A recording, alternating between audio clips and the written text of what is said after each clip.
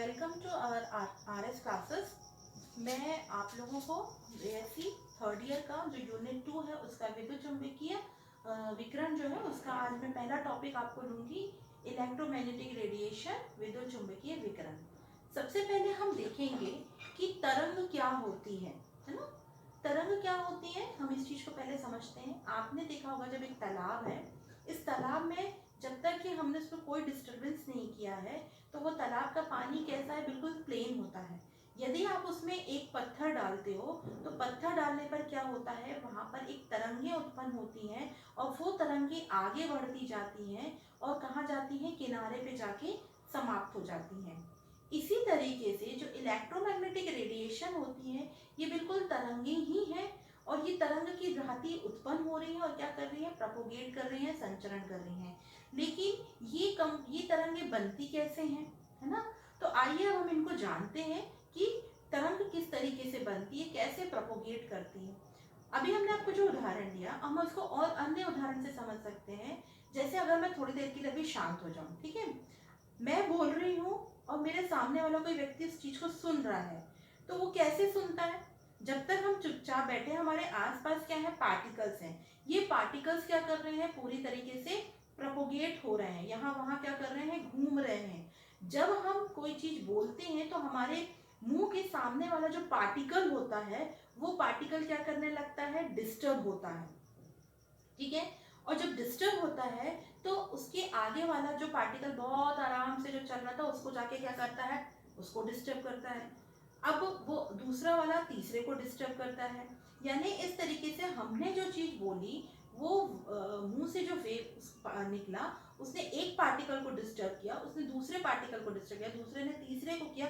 इस तरीके से क्या होगा, एक पार्टिकल से दूसरे पार्टिकल पहुंचते पहुंचते जब वो दूसरे सामने वाले व्यक्ति जो हमारे सामने खड़ा है उस तक पहुंचता है और उसको हमारी आवाज सुनाई देती है। ये प्रोसेस बहुत स्पॉन्टेनियस होती है, बहुत तेजी से होती है। ये बिल्कुल उसी तरीके से है जैसे आपने पिक्चरों वगैरह में देखा होगा कि साइकिलें एक कतार से खड़ी होती हैं, एक लाइन से खड़ी होती हैं, और यदि एक साइकिल को आप हल्का सा डिस्टर्ब करते हो तो वो पूरी साइकिलें क्या होती है, लाइन से गिरती चली जाती हैं। ये बिल्कुल इसी तरीके से वेव जो होती है वो प्रोपोगेट होती है और ट्रेवल करती है ना। तो अब हम देखेंगे कि जो इलेक्ट्रोमैग्नेटिक रेडिएशन होती है या विद्युत चुंबकीय जो वेव होती हैं, तरंग होती हैं, वो कैसे बनती हैं।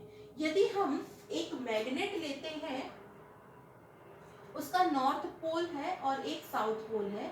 इस नॉर्थ और साउथ पोल से क्या होता है, आपको पता होगा कि मैग्नेटिक लाइन ऑफ फोर्स निकलती है ना। ये क्या होती है, चुंबकीय बल रेखाएं होती हैं जो क्या होती हैं, नॉर्थ से साउथ की ओर क्या करती हैं, चलती हैं इस तरीके से।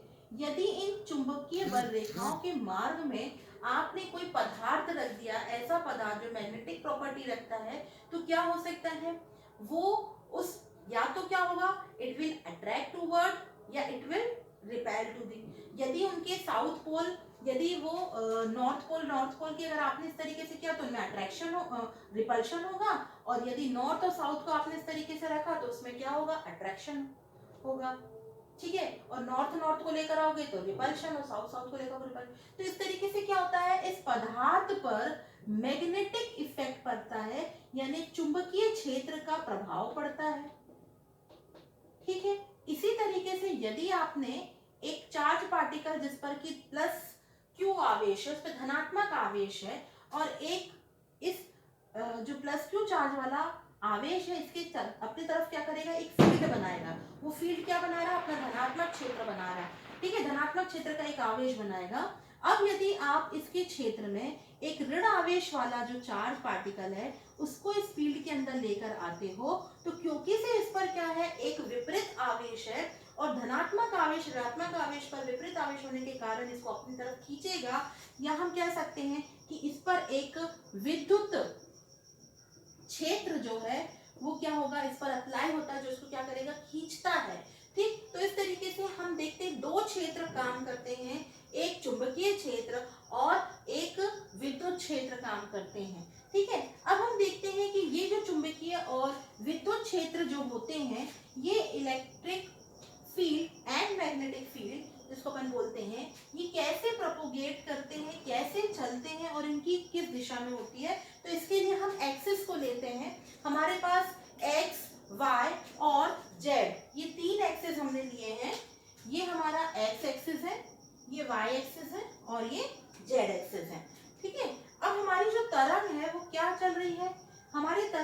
प्रोपोगेट हो रही है, संचरित कर रही है एक्स डायरेक्शन में, ठीक है। और हमारा जो मैग्नेटिक कंपोनेंट है वो चल रहा है वाई डायरेक्शन में, ठीक है। और हमारा जो इलेक्ट्रिक कंपोनेंट है वो चल रहा है जेड डायरेक्शन में।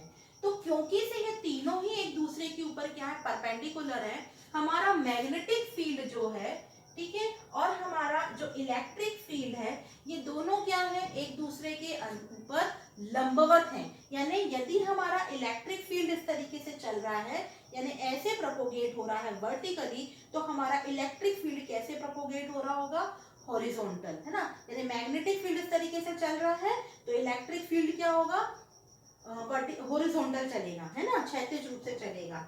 तो इस तरीके से अब ये एक वेव के फॉर्म में कैसे चलती है, तो इसको हम एक ट्रेन के उदाहरण से समझ सकते हैं। जैसे सपोज हमारी एक ट्रेन जा रही है और ये ट्रेन हमारी एक वेव है, ठीक है।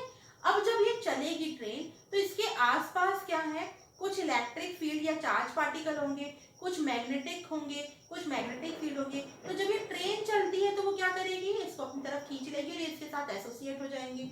तो जिस तरीके से ट्रेन चल रही है और उसके पास क्या हो रहे हैं, मैग्नेटिक फील्ड और इलेक्ट्रिक फील्ड उसके साथ जाके जुड़ जा रहे हैं, उसके पास चिपक जा रहे हैं और वो ट्रेन के साथ चलने लग रहे हैं, बिल्कुल इसी तरीके से ये मैग्नेटिक और इलेक्ट्रिक फील्ड जो होती है ये तरंग के साथ क्या करती है, चलने लगती हैं। लेकिन जो मैग्नेटिक कंपोनेंट होता है वो वर्टिकली चलेगा, तो जो इलेक्ट्रिक कंपोनेंट होता है वो क्या होगा, हॉरिजॉन्टल चलेगा। यानी दोनों एक दूसरे के तरंग के साथ चलेंगे, लेकिन दोनों एक दूसरे पर क्या होते हैं, लंबवत चलते हैं, ठीक है। तो इनको हम बोलते हैं इलेक्ट्रोमैग्नेटिक वेव। क्यों, क्योंकि से इन वेव के साथ एक इलेक्ट्रिक फील्ड होती है और एक मैग्नेटिक फील्ड होती है, इसलिए ये वेव कहलाती है इलेक्ट्रोमैग्नेटिक वेव। आई थिंक मुझे आप उम्मीद है कि आप सबको ये चीज समझ में आ गई होगी। अब हम देखते हैं कि इस इलेक्ट्रोमैग्नेटिक रेडिएशन का जो इतिहास है वो क्या है ना, कैसे ये डेवलप हुई है ये।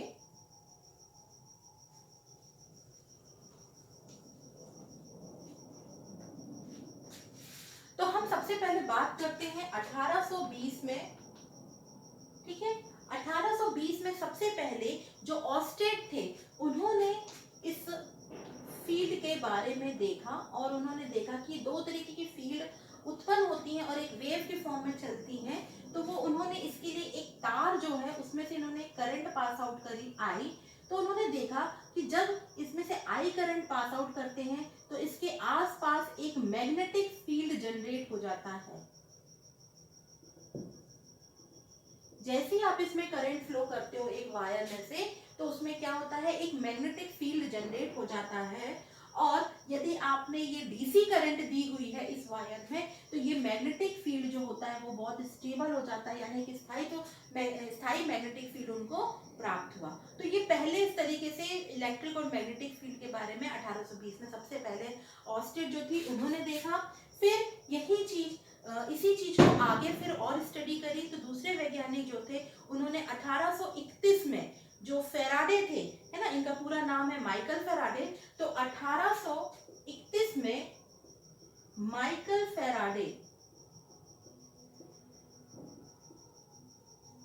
फेराडे ने किसी परिपथ में से निकलने वाले चुंबकीय फ्लक्स में परिवर्तन देखा।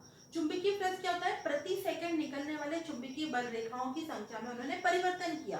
तो जैसे ही उन्होंने प्रति सेकंड चुंबकीय बल रेखाओं के निकलने वाली संख्या में जो परिवर्तन किया, तो उन्होंने देखा कि क्या होता है, जैसे हम परिवर्तित करते हैं चुंबकीय फ्लक्स में, तो एक विद्युत वाहक बल उत्पन्न होता है और इस ईएमएफ यानी विद्युत वाहक बल के कारण उस परिपथ में विद्युत धारा प्रवाहित होने लगती है। और जब धारा प्रवाहित होती है तो हमने देखा कि किस तरीके से एक मैग्नेटिक फील्ड को परिवर्तित करने पर विद्युत धारा उत्पन्न हो रही है, यानी कि इलेक्ट्रिक फील्ड वहां पे जनरेट होती है। तो माइकल फेराडे ने भी दो फील्डों के बारे में बताया कि किस तरीके से ये दोनों फील्ड जनरेट होती है। 1865 में जेम्स क्लर्क मैक्सवेल ने एक और स्टडी करी और उन्होंने क्या देखा, उन्होंने देखा कि जब किसी विद्युत परिपथ में जब मैग्नेटिक फील्ड है, इलेक्ट्रिक फील्ड है, और यदि किसी एक फील्ड को समय के साथ परिवर्तित करते हैं तो दूसरे फील्ड में भी क्या होता है, परिवर्तन आता है। और उन्होंने एक परिपथ में एसी आवृत्ति की धारा को प्रवाहित करा और उन्होंने देखा कि उसके आसपास एक मैग्नेटिक फील्ड जनरेट हो रहा है, धारा को परिवर्तित करने पर वो मैग्नेटिक फील्ड भी क्या हो रहा है, वैसे ही चेंज हो रहा है। तो इस आधार पर इस जो तरंगों के रूप में उन्होंने इन दोनों फील्डों को उन्होंने स्टडी करे और इन तरंगों को, इन विकिरणों को उन्होंने नाम दिया विद्युत चुंबकीय विकिरणें। तो मैक्सवेल जो थे जिन्होंने इन विकिरणों को नाम दिया था, इन तरंगों को नाम दिया था विद्युत चुंबकीय विकिरणें। ये स्टडी उन्होंने की थी। ठीक, तो ये इसकी हिस्ट्री थी जिसमें वैज्ञानिकों ने अपने अपने एक्सपेरिमेंट के द्वारा इन मैग्नेटिक जो चुंबकीय तरंगे हैं, विद्युत चुंबकीय तरंगे हैं, इनके बारे में स्टडी करके इनको बताया है। अब हम ये इसकी हिस्ट्री हो गई। अब हम देखते हैं कि विद्युत चुंबकीय स्पेक्ट्रम क्या होता है ना। तो हम सबसे पहले विद्युत चुंबकीय स्पेक्ट्रम की डेफिनेशन देखें कि विद्युत चुंबकीय स्पेक्ट्रम है क्या। विद्युत चुंबकीय स्पेक्ट्रम है ना। स्पेक्ट्रम क्या होता है, इलेक्ट्रोमैग्नेटिक स्पेक्ट्रम या विद्युत चुंबकीय स्पेक्ट्रम हम बोलते हैं।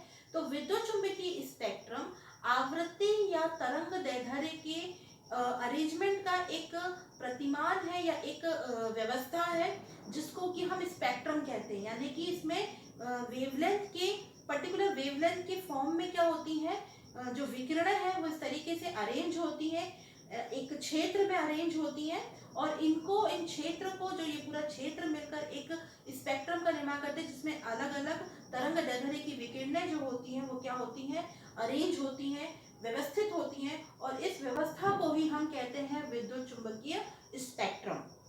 ठीक है, आइए अब हम देखेंगे कि इस विद्युत चुंबकीय स्पेक्ट्रम में कौन कौन से क्षेत्र होते हैं। तो अब हम इनको, इस स्पेक्ट्रम में प्राप्त जो रेडिएशन होते हैं उनको हम देखेंगे। तो इसके लिए मैंने आपको एक शॉर्ट ट्रिक बताती हूँ। वैसे तो बहुत सारी शॉर्ट ट्रिक्स हैं, लेकिन आपके लिए जो सुविधाजनक लगेगी वो आप अपनी शॉर्ट ट्रिक भी बना सकते हैं, बट मैं आपको यहाँ पे बता रही हूँ। मैं हिंदी और इंग्लिश दो शॉर्ट ट्रिक्स बताऊंगी, दोनों तरीके से आपको याद करना बताऊंगी। आज के वीडियो में मैं केवल आपको हिंदी की शॉर्ट ट्रिक्स बता रही हूँ। तो देखिए, सबसे पहले हम देखते हैं यहाँ पर जो ट्रिक है हिंदी की, वो है राम लहर गांव के एक राजा अहमद को परी के दर्शन हुए। ठीक है, अब हमारे पास ये ट्रिक हो गई कि राम लहर गांव के एक राजा अहमद को परी के दर्शन हुए। अब इसे ट्रिक से आपको कैसे याद रखना है ना। अब रेडिएशन का जो स्पेक्ट्रम का रेंज है, हम उसमें पहले देखेंगे राम, है ना। हमारे पहले पास वर्ड क्या आता है, राम। र से बनता है रेडियो तरंगे और माँ से बनता है, इसकी जो खोज करता है वो मार्कोनी। तो रेडियो तरंगों की जो खोज करता है वो कौन है, मार्कोनी है। और इसका जो यूज होता है वो रेडियो में, टेलीविजन संचरण में और रडार में यूज होता है ना। जो टेलीविजन हो गए, एफएम हो गया आपका, जो एफएम जो वर्क करता है उसमें, है ना, टेलीविजन में, ये सब में किसका जो रेडिएशन यूज होती है वो कौन सी है, ये है आपकी रेडियो वेव्स। ठीक है, उसके बाद वर्ड आता है लहर। ला से बनता है लघु तरंग या इसी को अपन बोलते हैं माइक्रोवेव्स। ठीक है, इंग्लिश में इसको अपन बोलते हैं माइक्रोवेव्स। इसकी जो खोज है करता वो है हर्ट्ज। हर्ट्ज ने इसकी खोज करी थी और जो इसका यूज होता है वो रेडियो में, ये जो होता है ये भी रेडियो वगैरह में यूज होती है, लेकिन मोस्टली जो इनका यूज होता है वो माइक्रोवेव में होता है ना। रेडियो टेलीविजन में कहीं कहीं भी इसको यूज करते हैं, बट इसका जो मेन रीजन है, आप देखो कि आपके घर में माइक्रोवेव होते हैं अवन, माइक्रोवेव अवन में इसको यूज किया जाता है। माइक्रोवेव ओवन में जो खाना बनता है, हम देखते हैं कि खाना गर्म हो जाता है, भाई वहां पे ना हमने कोई तरीके की हीट प्रोवाइड करी ना कुछ प्रोवाइड किया है, बट कैसे हो जा रहा है, तो वो रेडिएशन के थ्रू होता है। तो माइक्रोवेव में जो रेडिएशन होती है, जो प्लेटें लगी होती है, उनसे कौन सी रेडिएशन एमिट होती है, वो माइक्रो होती है ना। इसकी खोज करता अपन देखे हर्ट्ज। इसके बाद आता है वर्ड गांव। तो गांव में दो वर्ड आ रहे हैं, ग और व। तो जो ग है वो है आपका गामा तरंग से, और जो व है व से आप याद रखिएगा वैक्यूरल व क्यूरी। तो इस ग से आपको याद रहेगा कि गामा तरंग है और व से याद रहेगा वैक्यूरल व क्यूरी इसके खोज करता है। अब ये यूज कहाँ होती है, तो कृत्रिम रेडियो धर्मिता में, टेलीविजन में इन रेडिएशन को यूज किया जाता है। जो गामा रेज होती हैं इनको कृत्रिम रेडियो धर्मिता में यूज किया जाता है, टेलीविजन में भी यूज किया जाता है। इसके बाद वर्ड आता है एक राजा। तो एक राजा में हमने दो शब्द लिए हैं, एक राजा। एक्स से बनता है आपका एक्सरे और राजा से बनता है रॉन्जन, यानी जो इसकी खोज करता है उसको आप ध्यान रखोगे रॉन्जन, ठीक है। अब आप इसको यूज देखोगे, ज्यादातर आपको सभी को पता है कि जो एक्सरेज होती हैं वो हमारे चिकित्सा के क्षेत्र में बहुत उपयोगी हैं, औद्योगिक क्षेत्र में भी कई रिएक्शंस में इसको यूज किया जाता है। तो ये जो है एक्सरेज हो गए, इनकी खोज करता हो गया रॉन्जन, किस फील्ड में कहाँ कहाँ यूज होता है वो हम देख रहे हैं, ठीक है। इसके बाद आते हैं अहमद। तो अहमद में भी हमारे पास दो शब्द हैं, अह और मद। तो हमने इनको बैकग्राउंड कर लिया है यहाँ से अह और मद में। तो अह जो है, अह में आपका अ और ह हम शब्द लेते हैं। आ से बनता है आपका अवृत्त तरंगे और ह जो है इससे अपन देखते हैं इसकी खोज करता है हर्शल। तो आपको ऐसे याद करने में इजी रहेगी, सब पर्टिकुलर ऐसे याद करोगे कि कौन सी रेडिएशन की खोज करता कौन है, तो आप वर्ड को पकड़ के याद कर सकते हैं कि ह से क्या है हर्शल और अ से अवृतरण। यूज कहाँ होता है, सिकाई करने में, यानी चिकित्सा के क्षेत्र में ये भी यूज होता है, सिकाई करने में, विश्लेषण में, किसी भी केमिकल एनालिसिस के नए कंपाउंड को एनालिसिस करने में यूज होता है, फोटोकॉपी में यूज होती है रेडिएशन। मद, अब हम आते हैं मद। मद में अब हम यहाँ पे थोड़ा शब्दों को हेर फेर यहाँ ये करते हैं कि द को हम ऊपर लिखेंगे और म को नीचे लिखेंगे। द से बनेगा आपका दीर्घ तरंग और म से बनेगा आपका मार्कोनी।